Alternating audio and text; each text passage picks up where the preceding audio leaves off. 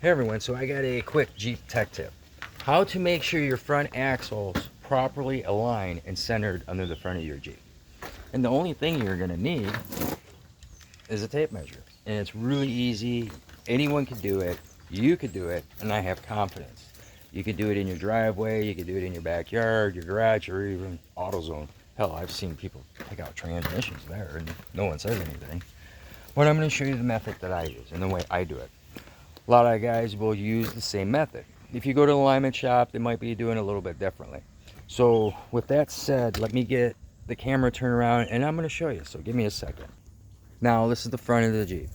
Okay, I'm going to be starting on the passenger side. So to do this properly, depending on the size of your lift and the size of your wheel package, it may vary different from vehicle to vehicle.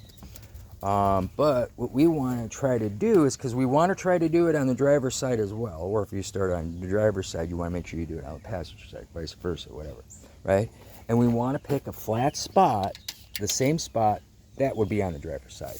So in my case, this works out perfectly, is I have a 35-inch Mickey Thompson Baja Bosses with the 4-inch lift kit, okay? What works for me is actually measuring from the top of the bucket here to a tread pattern and the same tread pattern on the other side. So with that said, let's do this real quick.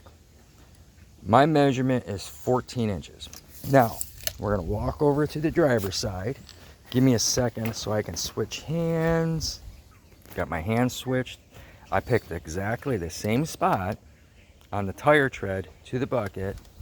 And let me get this here, same spot. We don't want any mess ups through right there. I'm at 15 inches. So we remember 14 inches passenger, 15 inches driver. So everyone's asking, how did that happen?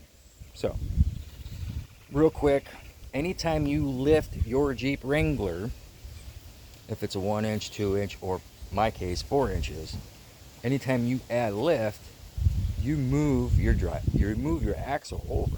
A lot of people don't realize this. Now, with that said, because a lot of people are, oh no, you don't have to do it if it's 1 or 2 inches. Yeah, you do. It actually takes it off. It might be a 1/4 inch, might be a 1/2 inch, but it actually moves it over.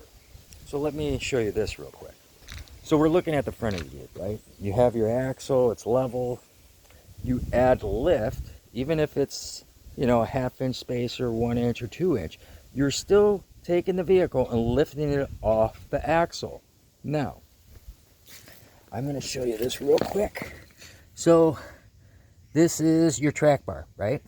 Track bar bracket is connected to the axle. Then we're going to come over here, another track bar bracket right here connected to the frame. Okay. So think about this. You raise the vehicle, even if it's just a little bit, you always move the axle over. So how did I get 1 inch over? Where I actually am going to correct it here in a little bit. In a nutshell, real quick, I went a couple years back, rough country 4-inch suspension lift kit, coils and everything. Track bar, I purchased that separately. I went with the JKS because of its heavy duty, it's rebuildable and extendable.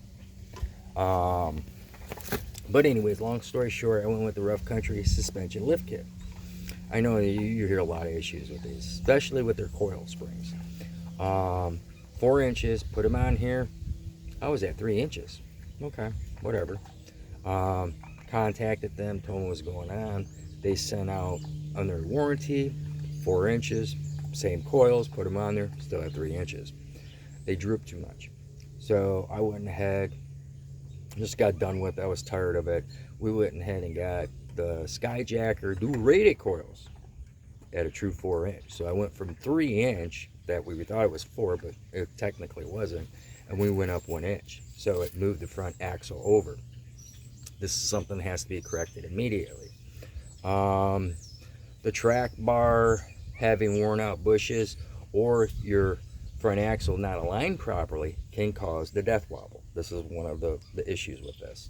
So again, people are going to argue if you got 1 inch or a 2 inch, no, you don't need a front track bar. Yeah, you do. Well, you have it on there regardless from the manufacturer.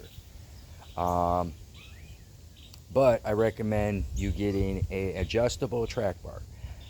You can go with JKS. I think Terrain's got it. There's a couple, or Synergies has them. They're expensive, okay? But you need an adjustable track bar. You need to make sure that axle centered properly. When I get the bushings and I change out the bushings and I get to straighten this out, I'm gonna probably do another quick Jeep tech tip to show you guys how to do it. It's really easy. On the when you adjust this properly back in, put her back in tow and everything, or not tow because that would be an alignment. Put the axle back under. It's really easy. So I'll probably do a Jeep tech tip on that one. But this one is just to show you how I do it. Again, you could do it in your driveway, your garage, your backyard, your friend's house. And like I mentioned earlier, AutoZone, O'Reilly's, whatever. It's something really easy. If you do purchase the budget boost, get a tape measure. Prove me wrong. But other than that, I hope this helps, and I'll see you guys in the next video.